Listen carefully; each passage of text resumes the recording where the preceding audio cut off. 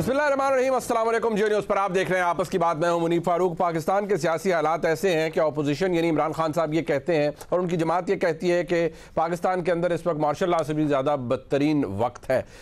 फवाद चौधरी साहब को आपने सुना, उन्होंने कहा कि आपने पूरे पाकिस्तान को गद्दार बना दिया, हर एक को उठा रहे हैं। अब शेख रशीद साहब को गिरफ्तार किया गया।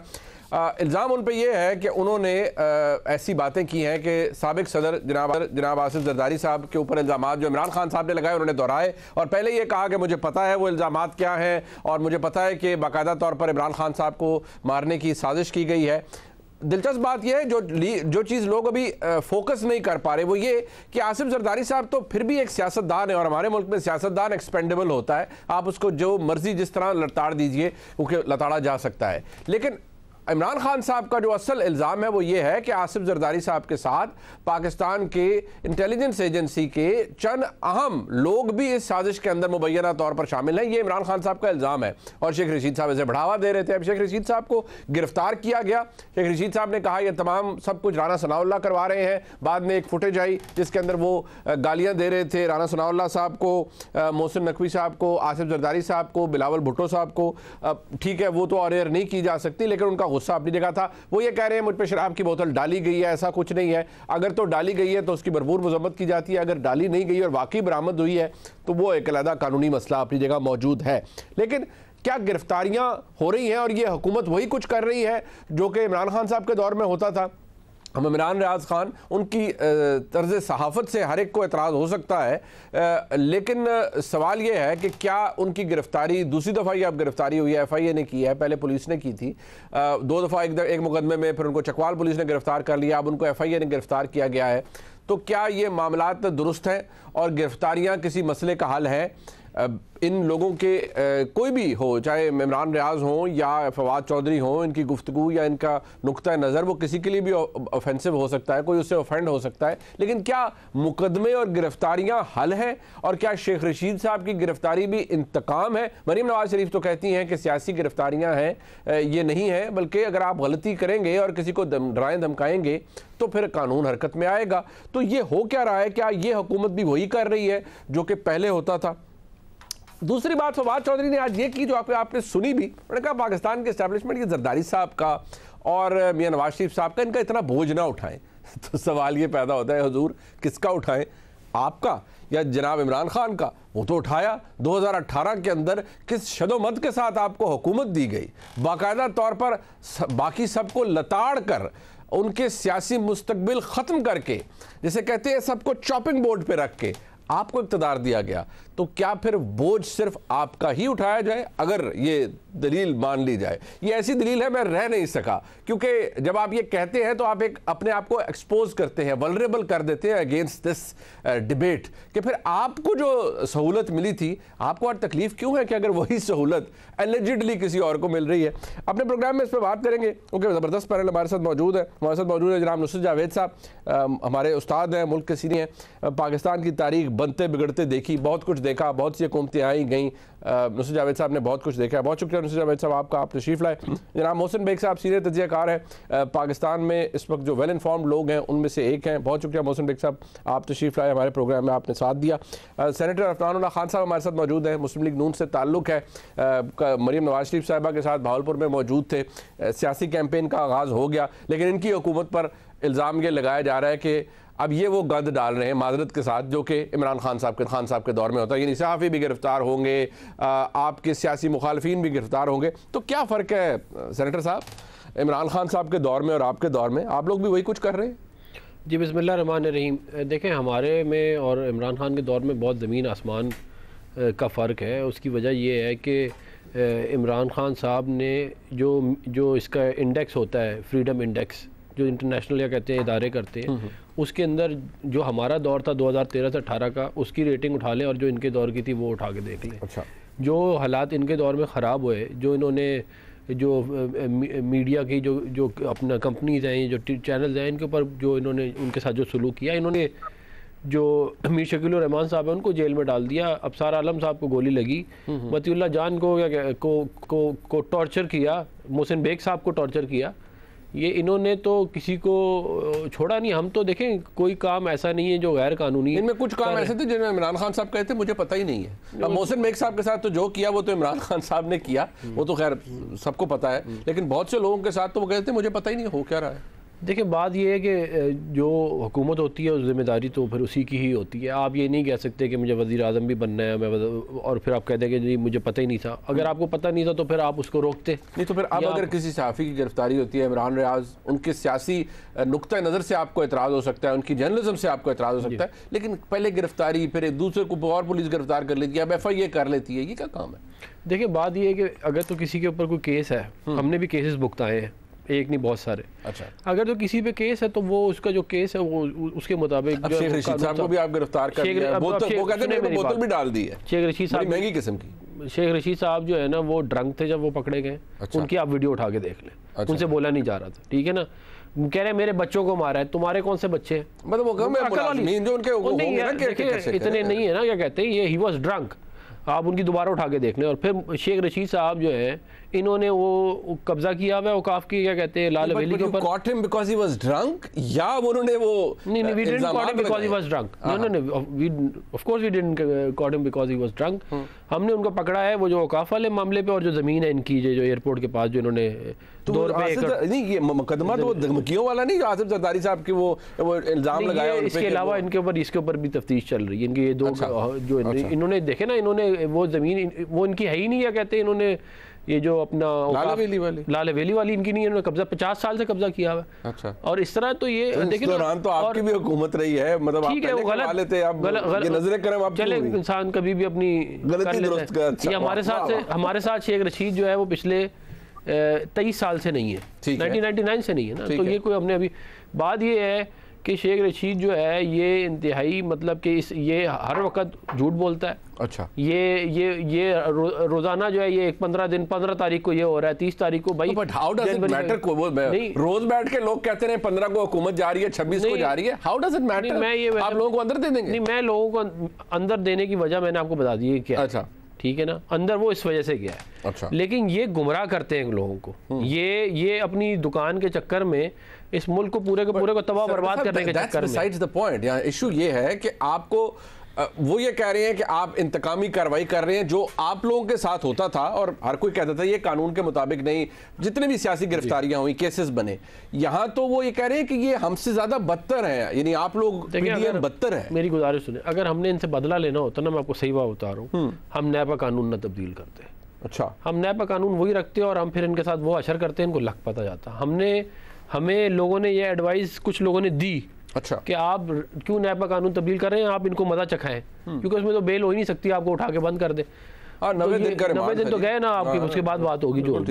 तो अब हमने तो हमारा कभी ना हमारी पहले नियत थी ना हमारी अभी नियत है बदला लेने की, लेकिन मुझे आप एक बात बताएं ना, वो आपकी ज़मीन पे आप कब्जा कर लें, वो लाल हवेली पे कब्जा कर लें, आप मुझे बताएं आपको कभी 2 रुपये एकड़ ज़मीन मिली है? एयरपोर्ट के करीब इसको फ्री की जमीन मिली हुई है। अच्छा। ये इसका फार्म हाउस है शेख रशीद का, जाके दी है, पता लगा? ये सरकार, ये पुरानी बात है, ये बहुत पुरानी। ये पता लगे आपकी सरकार? नहीं, हमारी सरकार नहीं थी ये, इसके 70 से मामला चल रहे हैं। अच्छा। इसमें और भी लोग इन्वॉल्व है, लेकिन मैं आपको बता ही रहा हूँ कि ये रोजाना भाषण देते हैं आगे करप्शन के ऊपर, करप्ट है, चोर है, करप्ट है, चोर, और खुद चोर है। ये देखें, ये इंपॉर्टेंट, ये आवाम को पता होना चाहिए वाली बात कि ये खुद कब्जे करते हैं और फिर टीवी पे आके भाषण देते हैं कि अच्छा चले। अब आप ये कह रहे हैं नहीं आपने कानून के मुताबिक क्या उससे सर फरमाइएगा। पहले तो ये शेख रशीद साहब का, सर आपने, मैं जैसे अर्ज करता हूं कि आपने बहुत कुछ देखा है हमारे मुल्क में, ये जो गिरफ्तारियां हैं सर, ये फवाद चौधरी साहब के कुछ दिन पहले उनको बगावत का उन पर मुकदमा ठोक दिया, वो अलहदा बात है कि माशाल्लाह वो बाहर तशरीफ लाए और उन्होंने आते ही कहा कि सेक्रेटरी इलेक्शन कमीशन को कमरे में बंद करें, कुंडी लगाएं और उनको छितर मारें कि उन्होंने बगावत मेरे ऊपर क्यों लगवाई। और अब भी वो ये कह रहे हैं और भी बहुत सी बातें कह रहे हैं, उन पर मैं आपकी तवज्जो चाहूंगा, लेकिन जरा शुरू कर लें शेख रशीद साहब, ये लेटेस्ट है ना, आज हुआ है सुबह। सर ये इंतकामी कार्रवाई है, आपको बादियों नजर में क्या नजर आ रहा है सर? देखिए जी, मैं बगैर किसी लगी लपटी के ये कहूँगा कि जिस अंदाज में उनकी गिरफ्तारी हुई है और उसको जिस तरह यानी प्रोजेक्ट किया जा रहा है, वो इंतकामी कार्रवाई लगेगी। रीज़न उसकी ये है मुनीब भाई, हमारे यहाँ एक बात आइए मान लें कि 1950 से जो भी सरकार में रहा है जी, उसने अपने सियासी मुखालिफिन का नातका बंदी रखा। ठीक। फिर हमारे यहाँ एक नहीं 3 मार्शल लॉ रहे हैं सर, और बहुत तवील अरसे तक रहे। जी जी। लेकिन मसला ये है कि 2023 में अगर आप किसी भी सियासी लीडर या जमात के गर्विदा कारकुन है ना, तो आपके हाथ में ये जो मोबाइल फ़ोन है उसने आपको सहाफ़ी भी बना दिया है।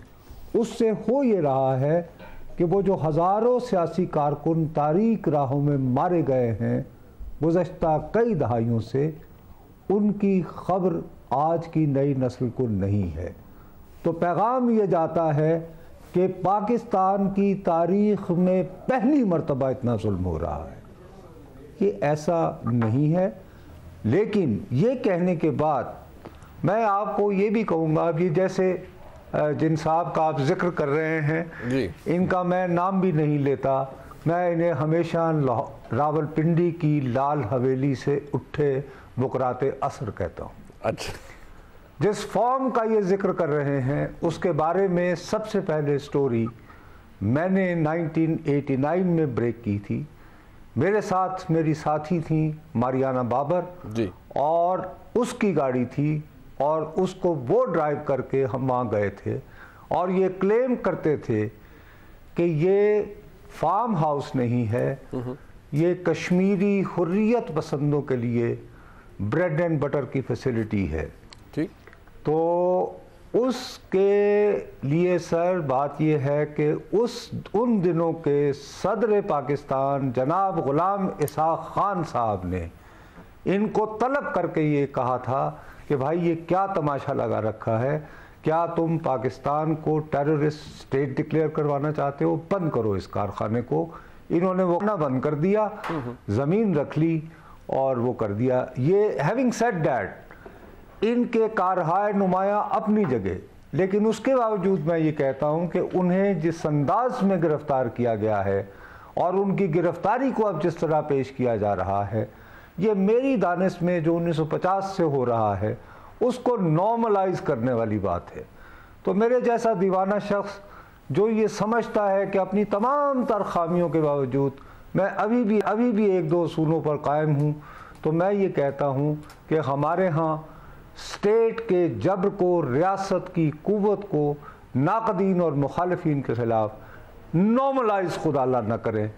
ये ना बताएं कि आज अगर मेरी हुकूमत है तो मैं अपने मुखालिफिन का नातका बंद कर सकता हूँ, और कल को आप आए तो फिर आपसे जो होगा। अच्छा साहब, इसमें सवाल है सर, एक प्लीज नॉर्मलाइज ना कीजिए। सर सवाल है, मैं चाहूंगा अगर आप इस पर रोशनी डाल दीजिए, फिर मैं मोहसिन बेग साहब के पास जाऊंगा। सर एक बात, वो हम ये बात डिबेट हम अक्सर खलवत में जलवत में बहुत से लोगों से करते हैं, वो ये कहते हैं अब जैसे विक्टिमाइज हुई PMLN हुई या पीपल्स पार्टी, वो आगे से तकरीबन हम पे मतलब उस डिस्कोर्स के अंदर गुस्से में आ जाते हैं। वो कहते हैं भाई आप लोगों का अजीब इंसाफ है, आप कहते हैं कोर्स करेक्शन, हमारे साथ जो हुआ हमने भुगता, तो ये क्यों ना भुगतें दी अदर साइड, और टेबल्स अगर टर्न हुए हैं तो हम अगर हमारा सब कुछ बेड़ा गर्क हुआ है तो इनका क्यों ना हो, और ठीक है चले कानून के मुताबिक हो लेकिन इनका क्यों ना हो। और ये कोर्स करेक्शन की बात आप ऐसे क्यों कहते हैं कि यहीं से कोर्स करेक्शन हो, वहां से क्यों ना हो जहां से हमारे साथ खराब हुआ था। अगर रियासत का जबर हमने सहा है तो ये क्यों ना सहे। इसके ऊपर क्या ओपिनियन होना चाहिए नुसरत साहब? अच्छा सर, अगर बात यह है कि अगर इसी मंतक पे चलना है तो फिर शेख रशीद साहब के ऊपर 30 किलो हीरोइन डाल के पकड़ते यार। फिर अल्लाह अकबर। तो फिर अगर आपने मुकाबला ही करना और इसी लॉजिक को चलना है तो फिर खुदा के लिए फिर उसको बेहतर अंदाज में कीजिए। उन्होंने 15 किलो डाली थी, आप 30 किलो डाल के पकड़ते। फिर भाई अगर आपकी ये मंतक है, अगर मैं इससे और उसको आप इतने भोंडे अंदाज में करते हैं, इसी तरह आप जैसे यानी मोहसिन साहब के साथ जो कुछ हुआ, तो फिर ये है कि ये भी किसी यानी जैसे फर्ज करें कि किसी सहाफ़ी को उठाकर उससे 2 गुना जो है यानी कि मोहसिन भाई से भी ज़्यादा बुरा सलूक करें फिर तो, या फिर यार ये है कि ये तय कर लो कि जी हम अब कोर्स करेक्शन कर रहे हैं, जो हमारे साथ हुआ था हम बराबर कर रहे हैं, तो यार ज़्यादा बेहतर तरीके से करो, ज़्यादा वहशियाना तरीके से करो फिर, और डिटाई से उसको ऑन करो कि हाँ जी चूंकि हमारे साथ हुआ था हम कर रहे हैं, फिर आप ये कानून वगैरह को छोड़ दें यार। ये मेरी कोई हमदर्दी नहीं है इन लोगों से, यानी शेख साहब एंड कंपनी से। लेकिन मैं एक प्रिंसिपल की बात कर रहा हूं सर, और वो प्रिंसिपल ये है कि आप रियासती जबर को खुदा के लिए नॉर्मलाइज ना करें। मेरा सिर्फ ये कहना है सर। ये सर बड़ी दुरुस्त बात है, पते की बात है। बट मोहसिन बेग साहब, क्योंकि मैं आपसे इसलिए आई नो बड़ा मुश्किल होता है, बिकॉज आपकी एक पर्सनल सफरिंग है और वो बड़ा बुरा टाइम था। बट मैं सिर्फ इतना कहूँगा कि सर क्या ये जो PDM की हुकूमत है, ये ना ब्लंट सी चीज़ है। एक ये कि आपको लगता है कि ये भी वही काम कर रहे हैं जो इनके साथ हुआ था पीपल्स पार्टी, PMLN, कि भाई जो हमारे साथ हुआ पकड़ो दकड़ो सबको, ठीक है, कोई सहाफ़ी है उसे भी रगड़ो पकड़ लो, कोई छोटी मोटी बात भी करता है तो किसी पे बगावत का मुकदमा डाल दो। अब एक खातून फॉर्मर मेंबर है नेशनल असेंबली की, शंदाना गुलजार साहबा, उन पर बगावत का मुकदमा ठोक दिया गया है। मैं इसलिए कहूँगा कि वो मतलब कोई तुक भी शायद नहीं बनती। तो मुझे ये बताएं कि क्या ये कर रहे हैं हुकूमत के, PDM की हुकूमत कर रही है, क्या इस जोर पर कर रही है कि आज मुख्तदर कुव्वत इमरान खान साहब के करीब नहीं है या उनको इमरान खान को उनकी बैकिंग नहीं है, ये PDM की हुकूमत इसलिए तगड़ी हो गई सब कुछ कर रही है? बहुत शुक्रिया। मैंने दोनों दोस्तों की बात सुनी है। देखें, बेसिकली एक तो रूल ऑफ गेम्स यही होते हैं पूरी दुनिया में कि अगर आप मेरे साथ क्रिकेट खेलें और मैं आपके साथ फुटबॉल खेलूं तो बताइए मैं जीतूंगा कैसे? So I have to play the same game. एक तो मेथड ये है। लेकिन आपके सवाल के जवाब में मैं बता देता हूं कि ये PDM की गवर्नमेंट जब से आई, इन्होंने कोई मैं ये ख्वाहिश रखता था कि आप इनके साथ जो इनके जायज मुकदमात हैं, वो खान साहब और इनकी जितनी पार्टी है उनको उसमें आप इनको पकड़ें। लेकिन वो रिलक्टेंट थे, वो चाहते थे कि नहीं। उनमें बहुत सारे लोग उस कैबिनेट में आज भी मौजूद हैं जो चाहते थे, जो नुसरत जावेद भाई ने बात की कि नॉर्मलाइज करें। लेकिन देखें, सिर्फ आप मैं हुक्मरानों से जो आज PDM में है, मैं उनको सिर्फ एक ही बात कहता हूं कि आप इमरान खान बन के सोचें, अगर वो इसी पावर के साथ होता और पहले किया और जो अब वो करता आपके साथ, आपकी नस्लें खत्म कर देता। वो इतना इंतकाम रखता है। मेरे साथ इख्तलाफ था लेकिन मेरे बच्चों के साथ तो नहीं होना चाहिए था, तो उसने तो कोई कसर नहीं छोड़ी। अब मैं इस हक में हूं कि किसी के खिलाफ नाजायज केस नहीं बनना चाहिए, पॉलिटिकल मोटिवेटेड केसेस भी नहीं बनने चाहिए, और अगर उनके कोई जायज केसेस हैं तो उनको बिल्कुल free trial, free investigation, proper तरीके से प्रोसिक्यूशन होनी चाहिए। हालांकि खान साहब ने जितने अपने ओपोनेंट्स को FIA, NAP और IB के जरिए जो तंग किया, जो केसेस बनाए, वो सबके सामने है। आप अंदाजा नहीं कर सकते उन्होंने NAP को कैसे इस्तेमाल किया और उन्होंने FIA को कैसे इस्तेमाल किया। उसका तो अशरे शीर भी आज नहीं है, बिलीव कर ले। ये मैं इस्लामाबाद में हूं, मुझे सारी इंफॉर्मेशन है कि ये लोग तो बिल्कुल थ्रू प्रॉपर, अभी तक देख लें NAP ने, और ये जो बात अफनान ने की थी कि NAP के लॉज नहीं चेंज करने चाहिए थे, मैं इस हक में था कि NAP के लॉज नहीं चेंज होने चाहिए ताकि PTI को भी पता चले कि उनके लोगों ने करप्शन की, जो उन्होंने आइन तोड़े और जो जिस तरीके से उन्होंने मैलाफाइड कॉन्ट्रैक्ट्स और करप्शन की है, वो भी NAP का मजा चख लेते। लेकिन इन्होंने उस तरफ नहीं किया। अब भी 2 केस NAP में उनके पड़े हुए हैं, आज 8 माह हो गए। वो तो केस बात की बात है, वो तो पहले कहता था अंदर डालो। ये जो मीर शकील साहब का केस था, उनको तो बिठा के और वारंट इस्लामाबाद से गया, और ऐसे हजारों लोग हैं जिनके वारंट नहीं निकले थे, उनको पहले पकड़ा, बाद में वारंट निकाल दिए और अरेस्ट कर लिया। तो ये चीजें खान साहब को पता है जो वो करके गए हैं। ये ऐसा नहीं है कि कोई उस वक्त उनके हाथ में सब चीजें नहीं थी, उनको सब पता था। वो कहे कि मुझे नहीं पता था, उसी के ऑर्डर पे तो हो रहा था। और अब अगर कोई शख्स ये कहे जी इनको जाने दे, नॉर्मलाइज करें, खुदा ना खास्ता अगर कल को इमरान खान को हुकूमत मिलती है तो आप उसका कोई विजुलाइज कर सकते हैं कि वो अपने ओपोनेंट्स के साथ या अपने मुखालिफ के साथ या अपने जो जर्नलिस्ट जो इंडिपेंडेंटली काम करते हैं उनके साथ वो क्या करेगा, उन अदारों के साथ क्या करेगा, उसका आप तसव्वुर नहीं कर सकते, क्योंकि जितना फसातियत उसके जहन में है ना, उसका तो आपने अशरी शीर नहीं देखा। तो मैं ये समझता हूं कि जो अगर गवर्नमेंट उसके खिलाफ, देखें अब तोशाखाना का केस है जी, मैं गारंटी से कहता हूं वो ओपन एंड शट केस है, ओपन एंड शट केस है। जो फॉरेन फंडेड केस है, I can bet my life कि उसमें ये बच नहीं सकता। सही। अब ये उसको पोलिटिसाइज करते हैं, सिंपैथीज गेन करते हैं।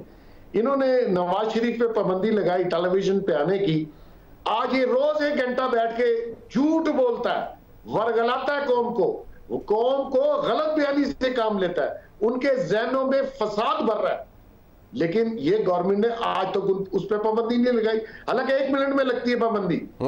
सर वो ये इंतकाम गवर्नमेंट भी पीछे रह जाती है मोहसिन भाई, गवर्नमेंट भी पीछे रह जाती है। वो जब पाबंदी लगनी होती है और प्लग निकलना होता है तो वो आपको पता है, आप मुझसे बेहतर जानते हैं, वो मिनट भी शायद ज्यादा है, वो सेकंड में निकलता है।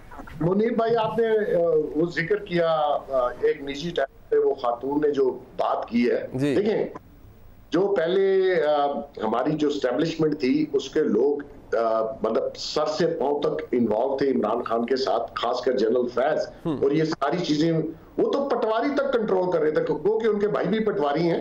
लेकिन ये जो एस्टेब्लिशमेंट है जी, ये नॉनसेंस बर्दाश्त नहीं करेगी क्योंकि इन्होंने कोई गलत काम नहीं किया अभी तक, इसलिए वो अपने ऊपर इल्जाम भी नहीं आने देंगे।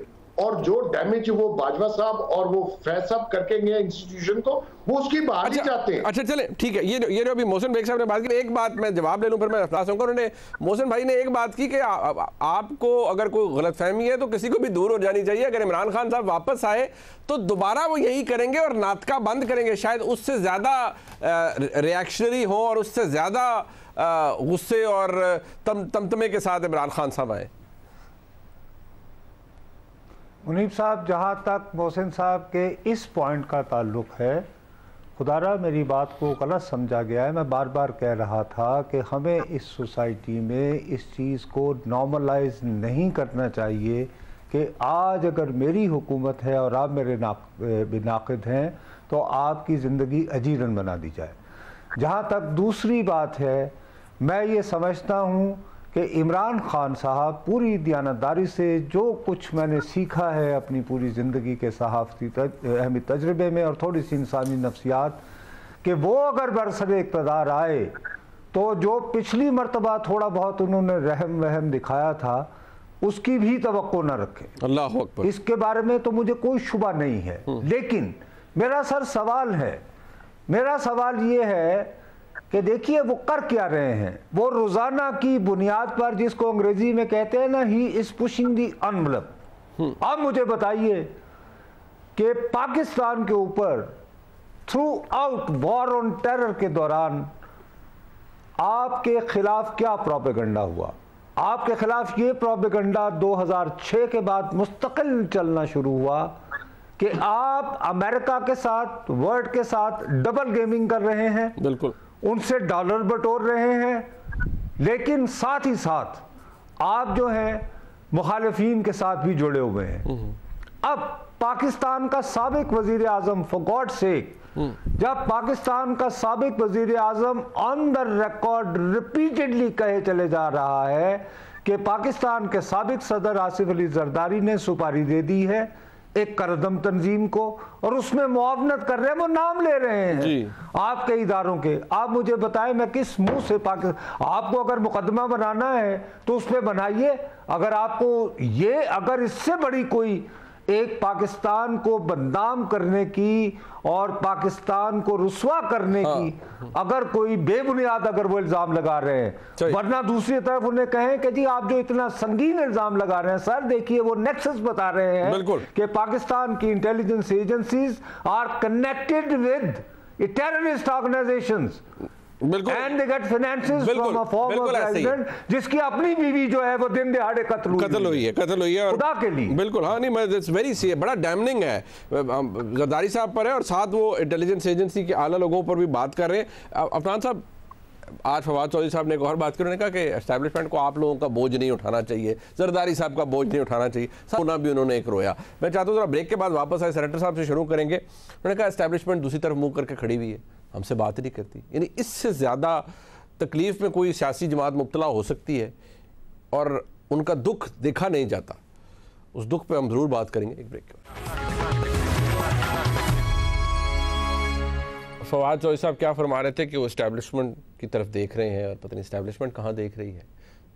सुने फवाद साहब क्या फरमा रहे थे।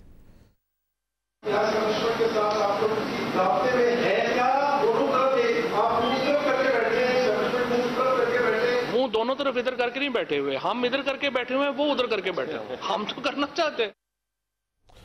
बस देखिए वो कहते हैं हम इधर करके मुँह नहीं, कि हम तकरीबन चाह रहे हैं कि हुजूर कुछ नजर करम इधर भी हो, लेकिन वो बात नहीं कर रहे। जैसे पंजाबी कहते हैं ना, सानू कोई मुंह नहीं ला रहा। तो खैर चलिए, उनकी तकलीफ अपनी जगह, लेकिन आप लोगों का बोझ उठा रही है आज की इस्टेब्लिशमेंट।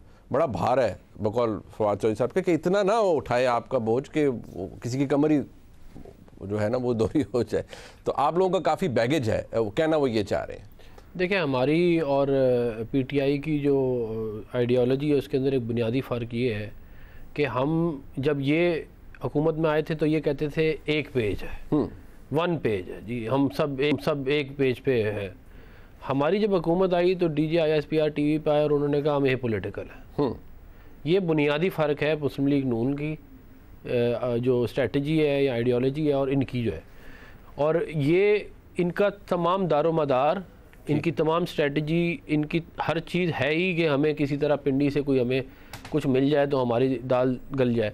इनको ये अपने आप जोरे बाजू पे 2018 का इलेक्शन नहीं जीत सके थे, ना ये आइंदा कभी जीत सकते। तो ये बुनियादी तौर पे उनकी ये खुद बैसाखियों पे चल के पहुँचे हैं। ये समझते हैं हर कोई, हमें तो ज़रूरत नहीं है, हम तो अल्लाह का शुक्र है हम 2013 का इलेक्शन जीते, हम 97 का इलेक्शन जीते, 2018 का भी हम जीत गए थे। तो उन्होंने हमारा तो फ्रॉड किया, उससे पहले हम जीतते रहे। बैसाखियों की ज़रूरत तो उसको होती है जिसको खुद चलना ना आता हो। हमें तो अल्लाह का शुक्र है ऐसा कोई मसला नहीं है, हमारा किसी ने वजन नहीं उठाया हुआ। इन्होंने इस मुल्क की इकॉनमी का जनाजा निकाल के गए, इस मुल्क को तबाह बर्बाद करके गए। हम तो मुल्क को ठीक कर रहे हैं, हम अपने पॉलिटिकल कैपिटल को लगा के मुल्क को ठीक कर रहे हैं। आपकी हुकूमत अप्रैल में आई है, आप उस वक्त बाकी उन्होंने कहा, DGISPR थे लेफ्टिनेंट जनरल, उन्होंने फरमाया कि उन्होंने कहा कि वाकई हमारा नहीं और बिल्कुल ए पॉलिटिकल है, हमारा कोई ताल्लुक नहीं है। न्यूट्रल की बात फिर इमरान खान साहब ने छेड़ दी।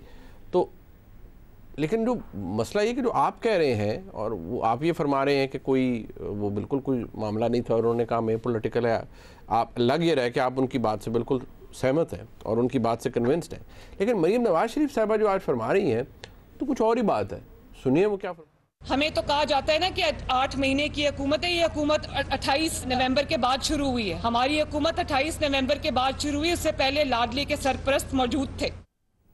मैं देख सकता हूँ पीछे तो फरहान साहब आप भी खड़े हुए हैं बिल्कुल मरीम नवाज शरीफ साहबा के। तो आपने इसके ऊपर ज़रा बात नहीं की, आप अपने लीडर के साथ खड़े थे, उन्होंने कहा कि हमारी हुकूमत तो अभी ये 1.5-2 महीने की है, पहले तो सिंपथाइजर्स मौजूद थे इमरान खान के। देखें, ये हमें कहा गया ज़रूर, हमारी ये ख्वाहिश बिल्कुल नहीं थी कि हमें कोई ला के इक़्तिदार में बिठाए। मैंने आपको ये बात जो शुरू में की है ना, वो ये की कि हमारी ये है कि हम फ़ौज चाहते हैं कि फ़ौज ये पॉलिटिकल हो, ठीक है, हमारा ये स्टांस है, ठीक है। उनका स्टांस ये है कि मतलब आज आप फौज के सर पे, एस्टैब्लिशमेंट के सर पे तगड़े होकर नहीं खड़े। नहीं, हम उनको इन्वॉल्व भी नहीं करना चाहते। अच्छा, ये जो बात की गई है वो ये की गई है कि जनरल फैज़ और लोग भी, ये लोग इन्वॉल्व थे और वो सपोर्ट कर रहे थे PTI को। और ये इसमें कोई मतलब कि ये सारा पाकिस्तान ही जानता है, ये कोई ढकी छुपी बात है भी नहीं कि ये किस किस्म की सब। जब आप देखें ना, प्राइम मिनिस्टर हाउस के अंदर एक ऑफिसर प्राइम मिनिस्टर को रिकॉर्ड करके वो रिकॉर्डिंग बहावलपुर भेज रहा है, तो ये मतलब ये आपने ये इस तरह ये इन्होंने इंटेलिजेंस एजेंसियों को और फौज को इस्तेमाल किया जैसे घर की लौंडी है इनकी। ये अपनी ज़ाती जो है वो मुलाजमत पे है सारा कुछ, कि मतलब कि मुझे बताया ना क्या काम है बहावलपुर कोर कमांडर का कि वो प्राइम मिनिस्टर की कॉल को रिकॉर्ड कराए।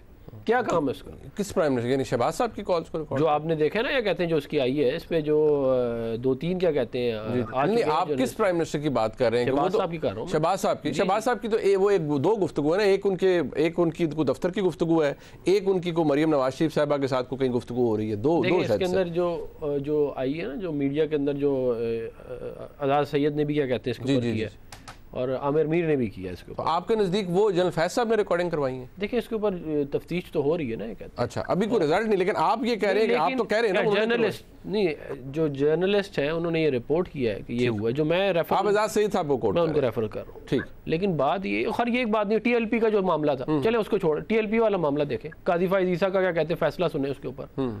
क्या काम है कि आप साइन करते फिर रहे हैं, आप 2 साल की मेहनत आपकी जो ज़ाया हुई, ये जो अपना जस्टिस सिद्दीकी साहब ने बोला कि जी 2 साल की मेहनत हमारी, तुम्हारा क्या काम है 2 साल की मेहनतें करते फिर रहे हो, कुत्ते गिरा रहे हो। ये जो अब ये फवाद चौधरी वगैरह ये सब इन्वॉल्व है इसके, ये इमरान खान इन्वॉल्व है। अच्छा। इन्होंने मिलकर सारी साजिश की है मुस्लिम लीग नून के खिलाफ। अच्छा, आज इनको बड़ा याद आ गया कि जी ये इसलिए तो ये कभी हुकूमत में नहीं आ सकते, ये हुकूमत में आई, इतने पॉपुलर इतने बाई इलेक्शन जीते कैसे नहीं आ सकते? वो भी सारा अभी ये एक जगह का इलेक्शन हुआ ना, ये कहते हैं। अच्छा जी, उसका रिजल्ट आपने देखा? ये आगे हम अपने जोरे बाजू पे इलेक्शन जीतेंगे, हम अपने जोरे बाजू पे इलेक्शन जीतेंगे और बगैर किसी की मदद के, बगैर किसी की मदद, हमें जरूरत नहीं है, वक्त पे करवाएंगे। नहीं देखें एक सेकंड नहीं, मैं एक सेकंड देखें, इलेक्शन जो है वो अप्रैल में पंजाब और पख्तूनख्वा का होगा। अगर इसके अंदर एक एक्सेप्शन ये है कि अगर इसके अंदर कोई कोर्ट या क्या कहते हैं कोई, क्योंकि उसके अलावा हो नहीं सकता ना, मतलब there is legally there is no other way, the only way is through the court. अगर उसके अंदर कोई एक्सेप्शन हमें मिल गई तो that we can look at. Are you seeking an exception? कि आप चाह रहे हैं कि एक्सेप्शन मिले? नहीं, दैट्स द पॉइंट। नहीं, अभी इसके ऊपर ये जो है अंडर क्या कहते हैं आप समझ ले कंसिडरेशन है। इसके अंदर मैं अपनी जाती राय अभी देना ये चाहता हूँ कि मैं ये समझता हूँ कि हमें इलेक्शन में जाना चाहिए, हमें कोई इलेक्शन से डर नहीं है। वो जाती राय, बट आपने कहा अंडर कंसिडरेशन है, that means somewhere in the party कोई ये सोच रहा है। हमारी पार्टी में नहीं, हमारी कोalition है।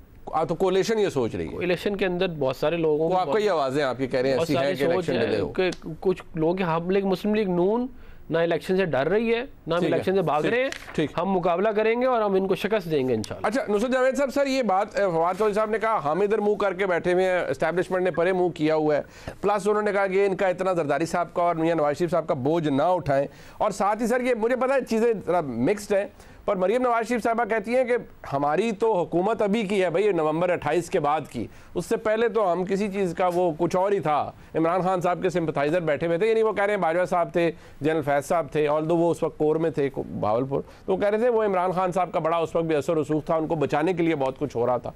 तो मामलात कुछ इस तरह से हैं सर। तो पहले तो सर ये एस्टैब्लिशमेंट से जो उनकी दुहाई है कि हमारी तरफ मुँह भी नहीं कर रही एस्टैब्लिशमेंट, इसके ऊपर आप क्या कहेंगे सर?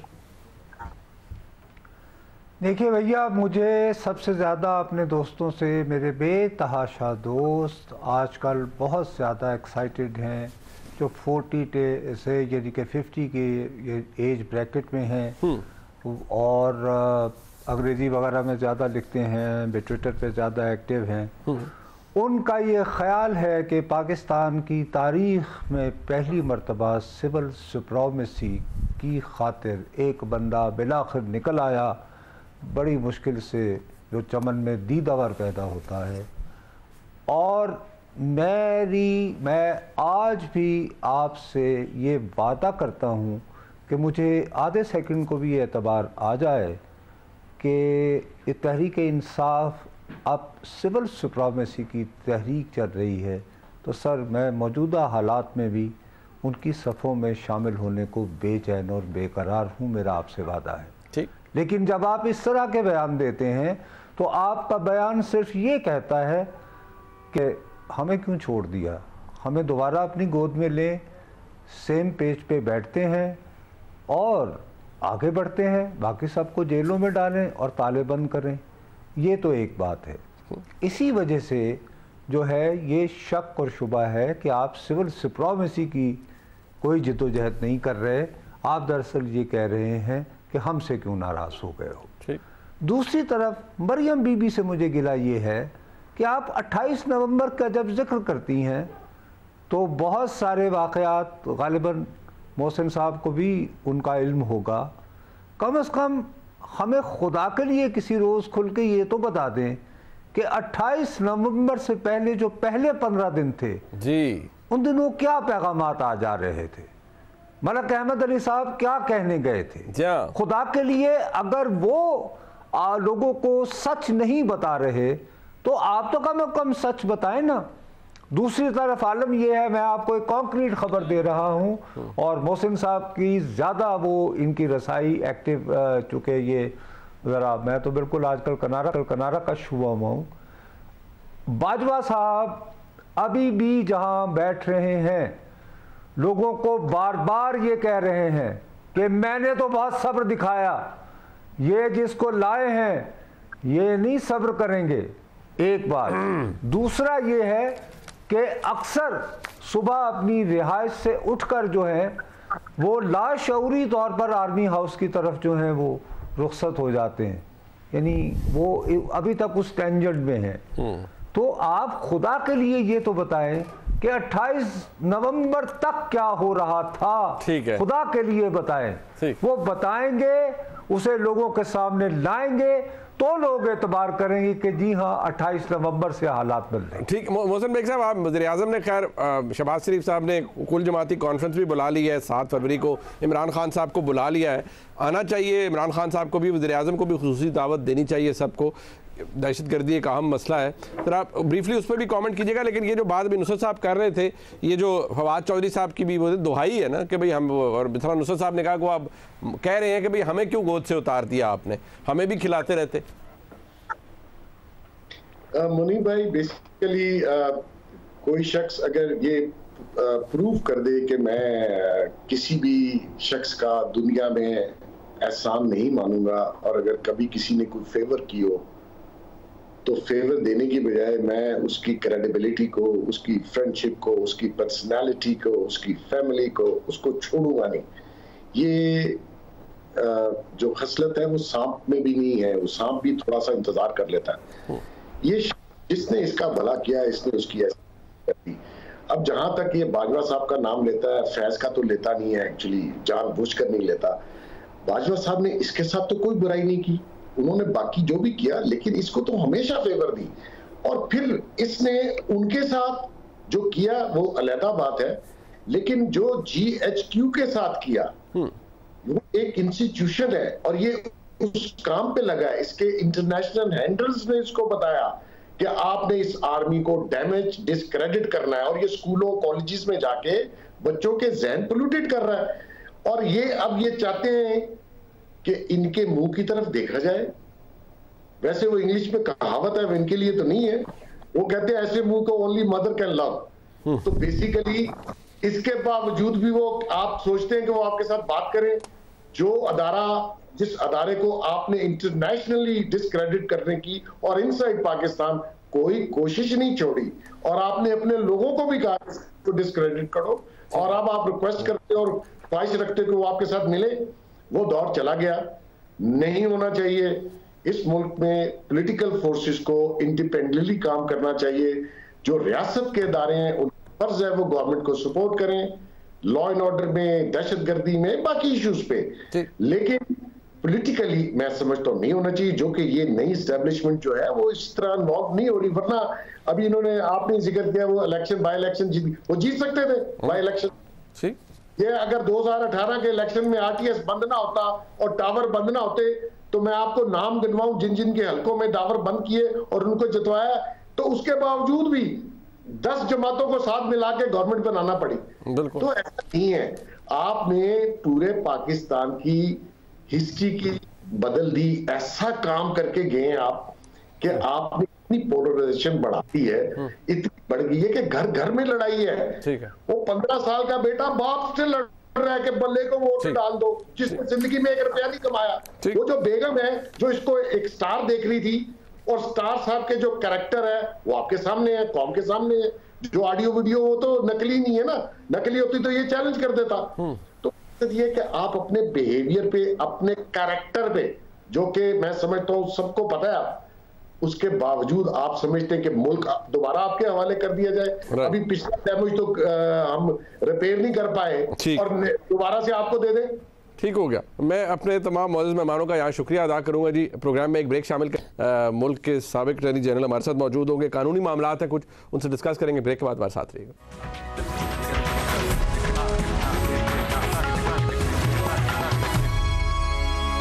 एक अहम मामले के ऊपर अहम कानूनी राय हम देंगे जनाब अशतर औसाफ साहब से, जो कि ना सिर्फ माहिर कानून है, हमारे उस्तादों में से हैं, फॉर्मर अटर्नी जनरल हैं, फॉर्मर एडवोकेट जनरल हैं, प्रोसिक्यूटर जनरल भी रहे हैं और कानून के ऊपर मुकम्मल गिरफ्त रखते हैं। बहुत शुक्रिया अशतर औसाफ साहब। सर पहले तो ज़रा थोड़ा सा इस हवाले से मैं चाहूँगा लोगों का थोड़ा सा इबाहम दूर हो। ये ममनुआ फंडिंग वाला मामला था और एक जो सियासी उसका आंसर वो ये नज़र आता है कि इमरान खान साहब की जमात के पैसे तो चले प्रोहिबिटेड, वो अगर वो शो कॉज का नोटिस नहीं दे, शो कॉज का जवाब नहीं दे पाएंगे या मुतमईन नहीं कर पाएंगे, तो पैसे जब्त होना एक और बात है, असल मसला उस सर्टिफिकेट का है। उस पे इमरान खान साहब की नाअहली के लिए कमर बांध ली है किसी ने, और इमरान खान साहब की नाअहली हो सकती है उसके हवाले से। तो सर ज़रा पहले थोड़ा सा ये फरमा दीजिए कि क्या उनकी नाअहली को, या जो उन्होंने एफिडेविट दिया था, ये सर्टिफिकेट, एफिडेविट नहीं सर्टिफिकेट दिया था, उसको साबित करके लिए ये गलत था, जाली था, कोई इंडिपेंडेंट प्रोसीडिंग स्टार्ट होंगी सर इसके लिए, डिक्लेरेशन लेने के लिए किसी भी कॉम्पिटेंट फोरम में? मेरे ख्याल है बहुत सारे इसके ऊपर शकूक शहावा किए जा रहे हैं और बहुत सारी बातें की जा रही है। मेरे ख्याल है इट्स इम्पोर्टेंट कि हम ये समझें कि ये फॉरेन फंडिंग नहीं है, ममनुआ फंडिंग है जी। अब ममनुआ फंडिंग क्या है, चाहे वो मुल्क के अंदर हो चाहे मुल्क के बाहर हो, कोई कंपनी किसी पॉलिटिकल पार्टी को फंड्स नहीं दे सकती। ये एक पहलू हो गया। ठीक। दूसरा पहलू ये है कि वो आपको डिक्लेरेशन देना होता है कि आपके ये अकाउंट्स हैं, उनके अंदर ये पैसे आए हैं। ये दूसरा है। तीसरा कि ये नहीं हो सकता कि आप फंड्स मंगवाएं फंड रेजिंग के और कहें कि जनाब ये एक चैरिटी पर्पस के लिए है, और फिर उनको आप ट्रांसफर कर लें इंडिविजुअल्स के नाम, ट्रस्टीज के नाम, और फिर वहां से आप पॉलिटिकल पार्टी के नाम ले आइए। ये तीसरा पहलू है। और चौथा पहलू ये है कि क्या ईसीपी इसके ऊपर कोई हतमी राय दे सकती है, और अगर दे सकती है तो उसके कॉन्सिक्वेंसेस क्या है। ठीक। तो उनको एक एक लेके चलते हैं। पहली बात कि कोई कंपनी जो है, इंडिविजुअल्स दे सकते हैं, कंपनी नहीं दे सकती, चाहे वो पाकिस्तानी कंपनी है चाहे वो फॉरेन कंपनी है। ये बिल्कुल गलत हो जाएगा। और उसके ऊपर एक जो डिक्लेरेशन जब आ जाएगा तो फिर उस पार्टी के जो मेंबरान हैं वो भी नाअहल हो जाते हैं। नंबर 2 कि क्या ये जो फंड्स हैं ये एक चैरिटेबल पर्पस के लिए आए हों तो उनको ट्रांसफर किया जा सकता है इंडिविजुअल्स के नाम, और वो ये भी गलत हो जाएगा। चैरिटी के नाम से जो किए जाएं वो सिर्फ चैरिटी के अंदर ही आएंगे, और अगर वो ट्रस्टीज के नाम आए और वहां से वो ट्रांसफर हो जाए तो ये भी एक इलेक्शन के लॉज के खिलाफ भी है, ट्रस्ट एक्ट के खिलाफ भी है, और ये आपको एक ऐसी सिम्त में ले जाएगा जहां पे जो पार्टी का चेयरमैन है, पार्टी के ओहदेदार हैं और पार्टी के अरकान हैं जो कि असेंबली में बैठे हैं, वो नाअहल डिक्लेयर किए जा सकते हैं। लेकिन क्या ये ईसीपी खुद से कर सकता है, ये आपका तीसरा सवाल होता है। तो ईसीपी जो है वो एक फैक्ट फाइंडिंग करता है। फैक्ट फाइंडिंग करने के बाद वो एक अपनी रिपोर्ट मुरतब करता है, और वहां से वो जाती है एक मामले में जिसको आप कहेंगे कि वो क्रिमिनल ट्रायल है, और वहां पे भी जो मामला होगा वो कोई इतना वजाहत तलब नहीं होगा, क्योंकि ये किसी की जबान से कहने की बात नहीं है। ये सारी की सारी बात जो होगी डॉक्यूमेंट्री एविडेंस पे होगी, and this is where it is. चाहे वो पीटीआई है, चाहे वो कोई और पार्टी है, अगर वो इनमें मुलव्वस हुए हैं तो they will take the wrath of the law. ये किसी इंस्टीट्यूशन के रैथ की बात नहीं है, ये किसी इंडिविजुअल के राज की बात नहीं है। Law has to take its own course, and this is how I see it. ठीक हो गया। अच्छा, ये जो उस सर्टिफिकेट जो कि पार्टी चेयरमैन देता है अशरफ साहब, ज़रा उसके हवाले से ज़रा अगर आप ब्रीफली बता दें हमारे व्यूअर्स के लिए भी कि क्या अगर वो सर्टिफिकेट जो है जिसके बारे में वो हनीफ अब्बासी के केस के अंदर सुप्रीम कोर्ट में भी लिखा कि वो डिटर्मिन होगा किसी कॉम्पिटेंट कोर्ट ऑफ लॉ में, सवाल ये है कि क्या वो सर्टिफिकेट दुरुस्त था या जाली था, वो एफिडेविट ही कंसिडर होगा? क्योंकि ये भी उसके ऊपर तनाज़ा है कि नहीं जी वो तो सर्टिफिकेट है, वो तो चार्टर्ड अकाउंटेंट ने बनाया है और इमरान खान साहब ने या किसी पार्टी चेयरमैन ने दस्तखत कर दिए, तो वो एफिडेविट तो ना हुआ, वो तो सर्टिफिकेट है। तो उसकी फॉल्सिटी अगर आ भी जाती है, उसमें कोई कोई इनकरेक्ट चीज़ आ भी जाती है, तो वो उस जुमरे में नहीं आता कि वो कोई फॉल्स एफिडेविट है, हेंस उस पर डिस्क्वालिफिकेशन भी नहीं हो सकती। आप चूंकि खुद वकील हैं और लेकिन बहुत सारे जो लोग हैं वो उस तनाजुर में इसको नहीं देखेंगे कि एफिडेविट या वेरिफिकेशन का क्या बात होती है। तो मैं आपकी लिए भी मैं बात कर दूं कि जब किसी दावे में वेरिफिकेशन की बात हो या कोई एफिडेविट हो तो उसमें वो लिखा होता है कि मैंने जो इंफॉर्मेशन रिसीव की है उसकी बुनियाद पे मैं एफिडेविट दे रहा हूँ या मैं वो सर्टिफिकेट दे रहा हूँ।